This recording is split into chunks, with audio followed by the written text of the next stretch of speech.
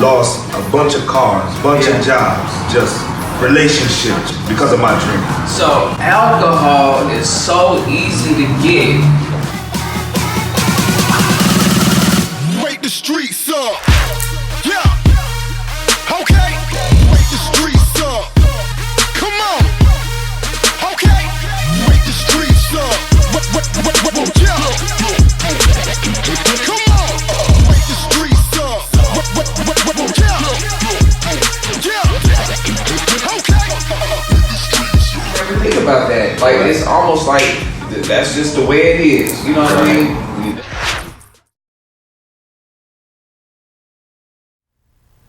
Hello everyone, I'm your big sis Angel Savage and welcome back to Purpose on Purpose.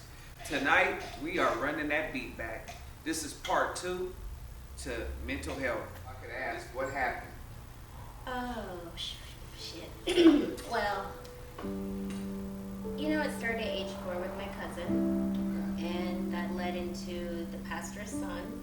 That happened over a period of 5-6 years. That subconsciously you don't realize it, but you pick the same type of people who have victimized you. So that led me into an extremely abusive relationship. He had some unhealthy rape fetishes, and that led to being raped for hours over 2 years, and I just checked out. You just check out. Yes. I wasn't there. Sorry, I didn't mean to interrupt, but yeah, when you see it, it's your whole the demeanor changes, her eyes, everything. So you're paying attention to it, everything changes when she's going through that episode. Because for me, and this is a trigger warning to our audience, but for me, my mind replays the moment. So I'm still on the floor, counting all the little tiny spots in the carpet while I'm getting raped. And I bled, I lost control of my functions, and it was like I was nothing. And consequently, I have scar tissue down there because it went on for so long. And I can't have children. Did something happen to this person?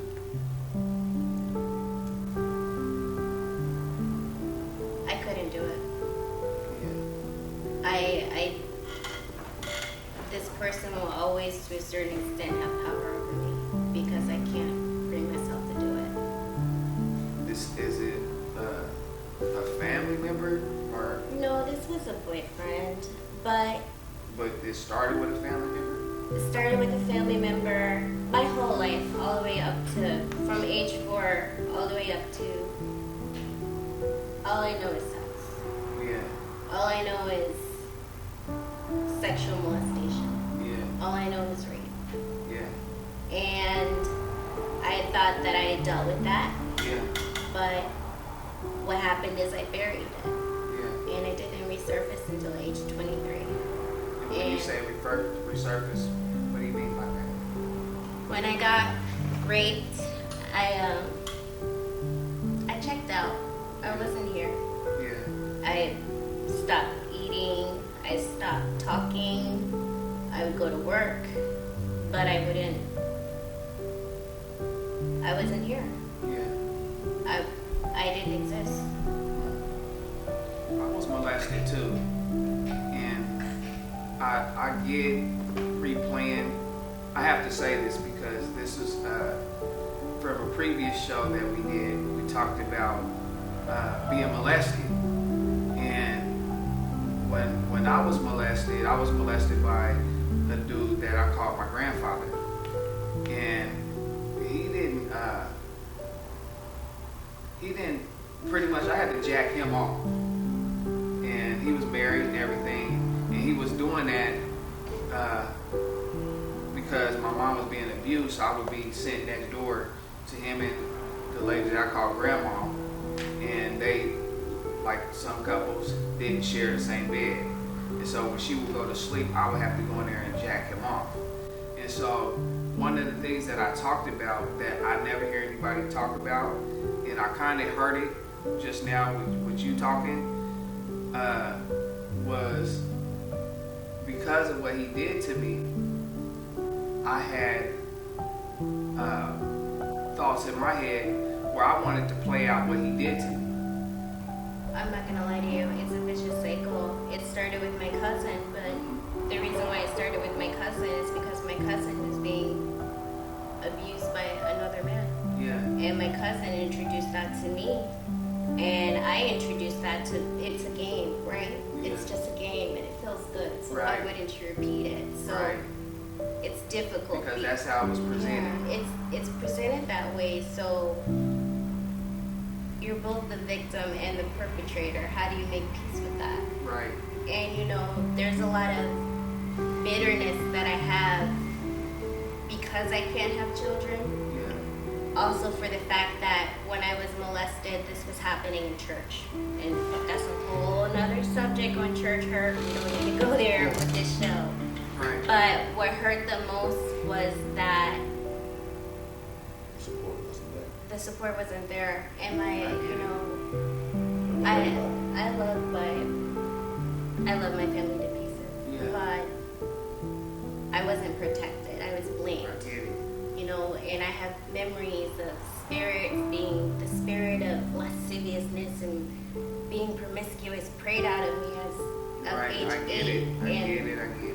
I replay all this on a loop. Yeah. And it's hard when I'm with Anthony to center myself, to ground myself and say, okay, you're here today. This happened in the past. Yeah. You have a good life right now. Yeah. You have to move forward. It's hard. It's hard to do. It's hard to emotionally regulate, and unfortunately, I don't all the time do a good job of emotionally regulating. Which I've is tried understandable. to kill myself multiple times. How?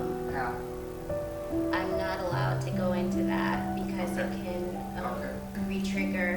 So it's Well, you bring me it's joy difficult. when you come in to the shop and when you come visit me. Even when you visit me when Bro ain't with you. You know, you pop in after you go to your counseling session and say, "What's up, sis?" Like that brings joy to me in knowing that that's where you coming from to come over here to say what's up to me. You know what I mean? Because I'm nobody. So that means a lot to me. You know what I mean? And I love you. You sis. You baby sis. And any way that I could be supportive to you, please let me know. You know what I mean? Like I've already gave you my information, and Bro knows this is not something that's around the corner. But I've given you my information. You are more than welcome to reach out to me anytime, even if it's just for me not to say anything to let you vent. You know what I mean? Do that anytime. You know what I mean? And I mean that. This is not something where I'm just saying for the show. Forget this show. I'm saying this because I mean it. And you know this already. I've already said this to you. But I'm reiterating it because I mean it. And I care about you and I don't want to see that happen to you. You know what I mean? And so I just had to say that. Thank you. I love you, sis. I love you too. I do. I do. I love you, sis. I love you, sis. Anyway, like this topic is heavy, and I don't take it lightly. And I want to ask Anthony. It was something that was said off the air, and I want to bring it on to the forefront. Was, do you have a support system to be supportive? More like, I know you are supportive, but do you have a support system to kind of help you in this scenario? Oh, man, it's,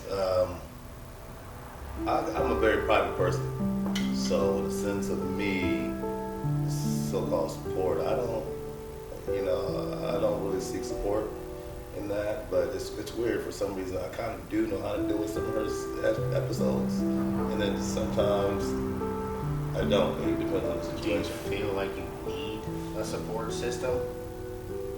For me, I have an outlet for it. Like I go do my own thing. What's your outlet? But I've been doing it for years though, so it's always been the same outlet. So it's been working out. Like it's always been like the gym or me working out, but that's always been my thing. Yeah. And that also kind of keeps my balance in a sense, and then and keeping my mind focused, because you got to remember I work 50 hours a week, and then I work and then Right. I have other stuff I have to deal with, then and plus her, and then knowing knowing how to balance that out within my brain. So I try to compartmentalize things in my brain to cope with that. Yeah. Desiree, what would you say is the most helpful thing that he does for you? The most helpful thing that he does for me is just let me grieve. Just let me not be okay. Sometimes I feel like I always have to package things pretty. Yeah. And it's relieving that Anthony allows me the space to not be okay. I've seen that you guys have something that you are doing right now, where you are creating a space within your home Yeah. for the both of you guys. Mm-hmm. You want to talk about it? Oh, like a Zen room? Yeah. Oh, yeah. So he's just creating a space just for quietness and for peace.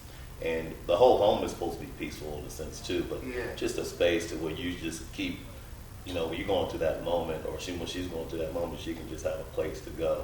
And Yeah. like, boom, I just want to sit in here and just be to myself, Yeah. and just create your own space, because she has so many different hobbies. Like me, only got one hobby. She got like so many different hobbies that she likes to do, like piano, French, and then painting. Right, so you just got your own space to do that in, and then make sure that you're doing that, because sometimes I feel like those are good positive outlets, not just because I feel like the depression gets you into a place to where you don't want to do nothing. Yeah. You don't want to do anything.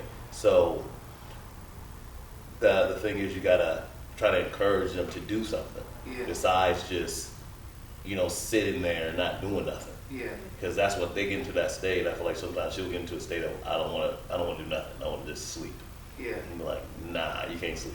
Yeah. You gotta go do something. You said you want to do this hobby. Force her to get up. Enjoy life. Yeah, so you gotta enjoy it for yourself. Because me, I don't want to say I'm selfish in that sense, but I make sure that I spend time with me, and I'm trying to make sure that I keep that balance within myself, because I understand that time to myself and time to reconnect with myself will also help me reconnect with her. And same thing for her. She can reconnect with herself in the sense of the things that she loves to do, what she likes to do, and we share our happiness and our growth together, not looking at her as a possession, or she's in this state of, in the sense of our own individuality and sharing that, that's what I mean to say, individuality and sharing that place with each other. Like me, she's her, I'm me, and we share that space. You know what I mean? So that's how I look at it. And that's me So understanding. what it sounds like to me, for the audience, for everybody that's out there listening, for anybody who has a partner or a child or a brother or sister that's going through some sort of mental health, and they do got somebody in them, for you guys, it's important for you guys to each have your own space, but to recognize that. Is that what you're saying? Is that's a big thing for you guys? Is for you guys to have that? I wouldn't say that. She likes I like my space a lot. He likes his space. It's me honoring the fact that he Yeah. likes his space, Yeah. but also working on creating that healthier relationship with self, and that's a tall order. This is a crazy topic, because the reason why I say it's crazy is because it's real, and it's one of those things that as black people we like to sweep under the rug. It's one of those let's not talk about it, but our slogan is let's talk about it. So DeAndre, we're going to start with you. What's your occupation, bro? So I'm a coordinator for the Mental Health and Addictions Division with Multnomah County. Okay, and did you want to cover something down before we even start the show, man? Yeah. I'm not the say all, end all, be all, but when I'm speaking today, I'm speaking as a member of the community, not as a county employee. Right on. I can dig it. So we like to cover our bases, man, because we want you to be good, and we understand you got a job, and we don't want you going out there and they talking about, man, what you talking about, man, you know, put us on blast. So we trying to cover down. So I'm gonna start where we picked off at. Like, this is a part 2. So if you missed it, you might want to run that beat back and see part 1 first, so you catch up. You know what I mean? Catch up, Mustard. So, Miss Desiree, I have a question for you, and I'm going to be all professional with it because I want them to see the purpose on purpose card, the cue card. So I'm going to do it like this. So we talked about the trauma. Let's talk about recovery. What has your journey been like towards healing? It's definitely a journey. At the start of my journey, I was just tired of using my own coping mechanisms. Before I learned how to cope, I was drinking, I was sleeping all the time, and I was cutting. So I finally reached a point where I said, there's got to be more to life than this. I can't just live like a ghost where I'm not even existing. There's got to be more. And that led me into therapy. I've been in therapy for 7 years now, off and on. In addition to that, I did go to a mental health facility, and that helped me tremendously. That actually happened quite recently. Anthony had to drag my little ass over to the mental health facility because I just wasn't coping very well. But there I learned how to manage my emotions a little better than before. I made the decision of going sober. So I no longer indulge in alcohol, even for recreational purposes. I don't smoke weed. I live very clean, and I learned how to do self-care, take care of myself a little better, and I'm working on learning how to love myself again. Right on. And that's a journey. It's a process. It's a process, but you're doing it. And you said he had to drag you over there? Literally. I mean, look at the muscles on it. It wasn't hard for him to get you over there. Yeah, it was like one of them quick little curls. You know, it's crazy because the sicker you are, the more resistant you are to change and help. And I reached a point where I needed help the most. Yeah.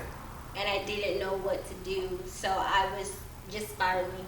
And it's deeply personal, but there was a point where I had checked into a hotel. Yeah.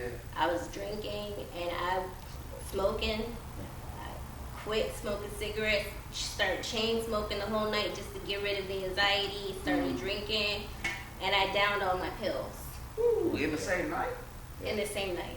I was out of my ever-loving mind, but I just wanted it to end. Yeah. I didn't want to live like this anymore. And, you know, I called Anthony, say bye. That's how out of it I was. Yeah. And, you know, he came over and I was just like, just watch me die. Just leave me alone. Don't stop the process. I was so sick and I was so out of my mind that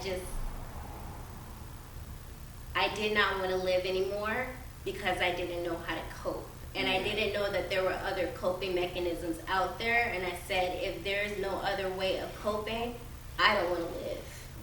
And at that point, Anthony had to literally drag my little ass kicking and screaming, I don't want to go, I don't want to go, no.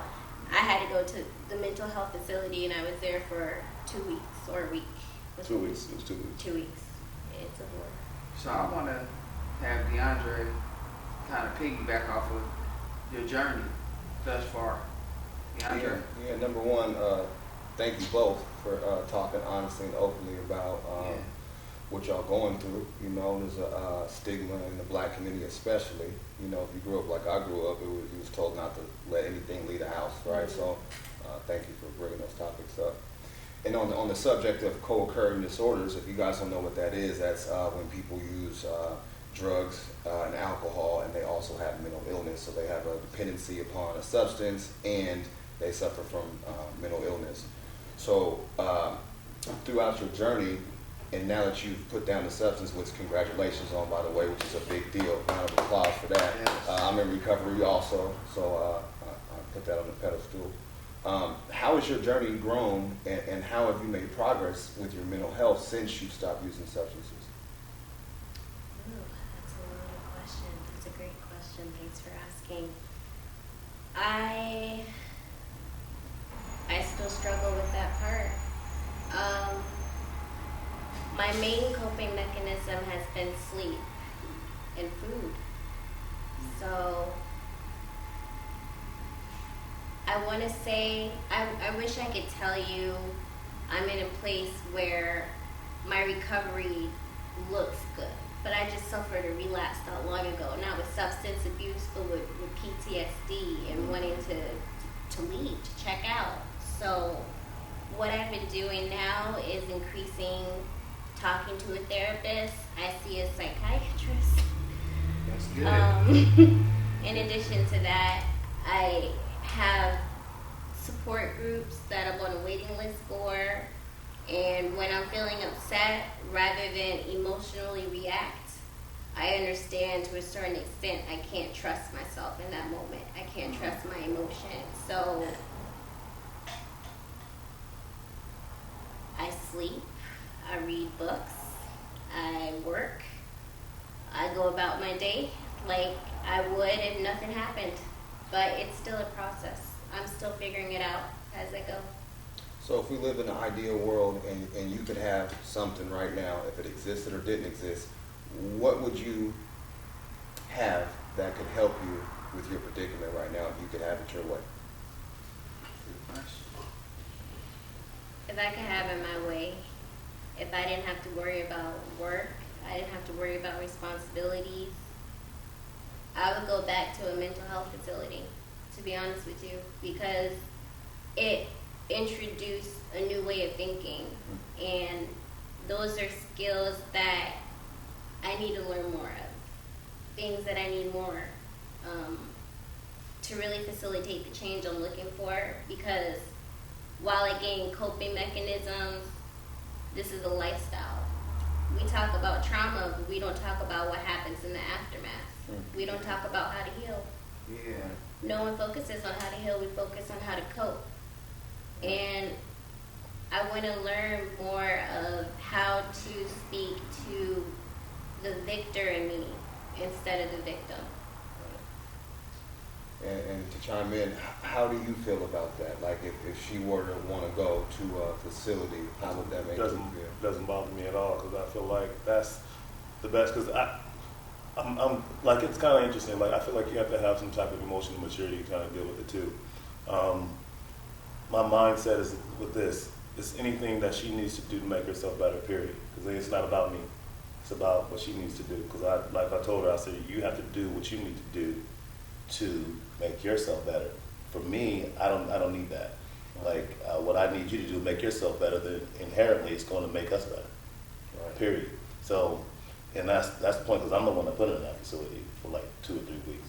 She was in there for 2 weeks, and then they taught her how to deal with all those, then they gave her give you a plan on how to deal with it, and a safety plan on how to deal with those things. And then also me reading that safety plan on how to deal with certain things, like me, when she's going through certain episodes, like I'll make her squeeze my hand, or I'll make her not. And that was before that even happened, so she can feel that aggression, so she can let out her pain.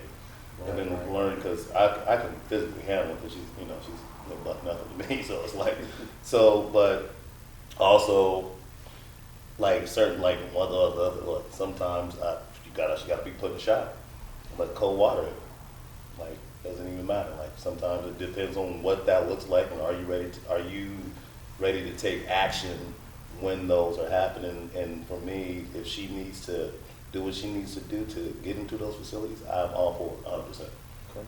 And number one, I want to applaud you for being a support system to your significant other. That's a big deal. We don't have enough black men support black women. Right? So, I appreciate that. And on the contrary, I want to ask you, do you feel like your needs are being met with your mental health issues, or is there more that he could do or understand, or is there boundaries being crossed? I like your questions. Don't hold nothing I back. believe that Anthony is doing the best that he knows to do in the situation. Is it handled correctly? No, not all the time. But has he helped me? Absolutely. There are some tools I wish that Anthony could acquire to understand mental health a little better. There's the general mindset of just snap out of it. Just do it. Let's go. Let's get it. Let's get it. Let's go.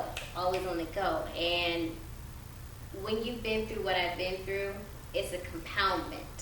So it's very hard to just magically snap your fingers and everything's okay overnight. I have to undo 20 years of those habits, of those coping mechanisms, of that trauma. So I would like Anthony to learn how to speak to me in those moments, because my loving boyfriend is very blunt.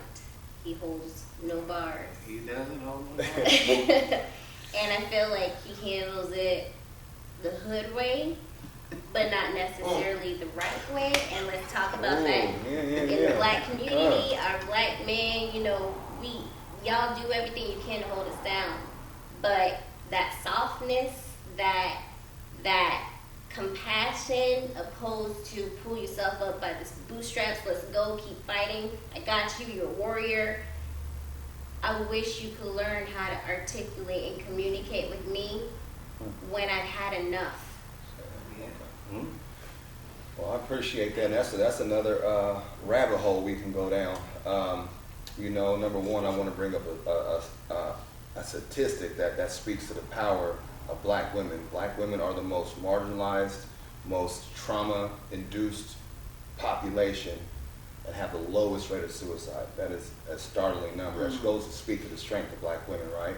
Highest suicide rates are young teens and older white men, you know what I mean? And it kind of leads me into talking about, the stigma in the community, right? Like, I know I felt like I was carrying the world on my shoulders as a kid. I had to be tough, I had to be strong, I had to be this and that, right? I didn't have dad and mom in the household, and that built stigma. And I'm gonna talk about something that a lot of people, this might be a touchy subject, but I believe that religion plays a big part in the stigma around mental health in the black community, right? Yes. And statistically What proved. do you mean by that?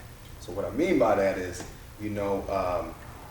sometimes we look to faith so much that we forget to seek professional help. Okay. You know what I mean? And it can also be viewed as, my experience was when I was cutting up being a badass kid, right? It was, oh, you need Jesus. Right.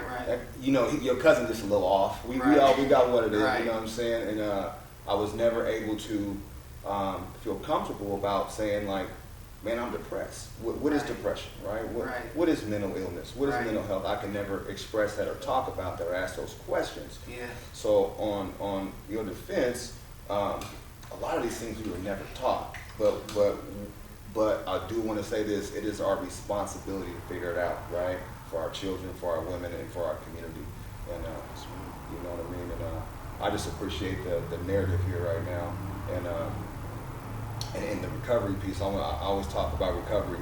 Recovery is personal, right? You know what I mean? And you talked about your relapse and all that, and relapses do happen. A lot of people would say in the 12-step fellowship that relapse is a part of recovery. I disagree. I believe that relapse doesn't have to be a part of your story, but it's different. You know what I mean? It can happen to anybody. So I applaud you for getting back on the wagon and doing your thing. Thank you. I do want to talk about what you said with religion and mental health. My family is very religious growing up, but what I have found is that at times I didn't feel heard. I felt like, oh, you just need Jesus was a way to emotionally invalidate my experience with mental health. When I would say, I just need to talk to you. Mom, I just want you to understand where I'm coming from. Well, you just need to read Psalms, You just need to pray more. Maybe your relationship with Jesus, all your mental health problems would go away if you just prayed to Jesus. And I really, I appreciate anyone's faith and beliefs. I really want to tell you that when you are reaching out to someone who has a mental illness, just be there, just be present, just talk to them. Just talk to them. Don't preach at them. Just meet them where they're at and just listen to them. Don't tell them, well, if you had a relationship with Jesus, that's not what they need in that moment. Be Jesus. I gotta say this though, just because everybody's not like that. Yeah. And I am a believer. Right. And for me, I believe that I'm agreeing with you. I do believe that as a believer, that our responsibility is not to preach to you at all. In fact, our responsibility is to pray for you. We don't need to know what's going on. If we can see that something's wrong. And that's all we need to know, that something's wrong. And if we believe like we say we believe, we're supposed to pray for you. You know what I mean? And if you come and say, hey, do you have a scripture that you can give me or something like that, that's different because you're asking. But I don't believe that we're supposed to throw our belief on you. You know what I mean? I believe that we are supposed to pray though as believers and ask God for healing or whatever the case may be. I'm not, hey, you already know how me and Anthony definitely had plenty of conversations about religion and all that, and I'm not going to take this show there, but me as a believer, I have to say that not everybody is cut that way. You know what I mean? I'm far from being cut that way. I'm not preaching to nobody, but you do know where I stand as far as my faith goes, and I do believe that God is a healer. I believe that he can heal you and that he will heal you. I definitely believe that for any and everybody. Nobody is too far away from the cross that he can't do nothing for you. He loves everybody, no matter who you are, no matter what vehicle or car or whatever of religion that you're in, whether you're Muslim, Buddhist, atheist, whatever it is, God is still God, and he can help you. You know what I mean? Period. Now, if you're not there, that is fine. You don't have to be. But if somebody that is a believer is around you, it's their responsibility as a believer to pray for you. And leave it at that. They ain't got to stuff it down your throat. Yeah, that's what I'm saying. Prayer is always welcome. I'm more so referring to, it's interesting because sometimes Jesus is the reason for people's trauma. The belief, the church hurt and incidents and trauma that has occurred in churches and has been swept under the rug. You feel like Jesus or people? People who, who have a relationship with Jesus, and we can't overlook that. That's where I'm coming from, because you know, sexual molestation for me, this occurred in the church. I had demons prayed out of me as a child because of this, and I was blamed. It was my fault. Right, I remember you told me. And you have to understand that when you don't know people's relationship to trauma, you don't know their triggers. Right. So, as a believer, it is your responsibility to show Christ, but I do believe that you can show Christ through love and actions opposed to trying to force them to come to the cross. Right, absolutely. You can't drag them to the cross. And you're not supposed to. You can lead a horse to water, but you can't make it drink. Absolutely, I get that. But what I am saying is hurt people hurt people. I do agree with that. As far as Jesus goes, he never hurt a soul. So I don't want to say Jesus did that. I want to say people did that. People do these things. People that have probably went through some of the stuff that we went through, those are the people that hurt people. You know what I mean? And I'm not excusing that. I feel like if I could say it, these are assholes. I really want to go deeper into it, but you know, today I got ordained. You know what I mean? So I gotta keep it cool. You know what I mean? So, but I want to go there. You mean, I feel you. I want to chime in to something. Hold on real quick. The fact that it happened in the church, I am sorry, sis, because that shouldn't have never happened. And you ain't the first one that it happened to, and it won't be the last. You know what I mean? But because you are sharing it, I pray that this will stop somebody from that sickness of doing it to somebody else. You know what I mean? And I pray that somebody that will open up their mouth and tell. The reason why these characters do what they do is because we hold it for years before we tell somebody. You know what I mean? Or we ain't screaming out, stop, help. Like, it's certain things, yes, that we could have did, but it's also, you shouldn't have did this in the first place. You shouldn't have touched me in the first place. Go to your wife. You know what I mean? Like, you don't have to do that to us. So I could dig it. I know where you're coming from. So it's some foul people out there. But I do have to say that the church is not for perfect people. The church is for the imperfect people. So thank you guys so much. We are somewhat wrapping it up, but it's not really wrapping it up. You guys stay tuned, because we are really about to kind of give you guys a little bit more information. There is help. I know this is helping somebody. This is helping me. Let's go. Let's talk about it.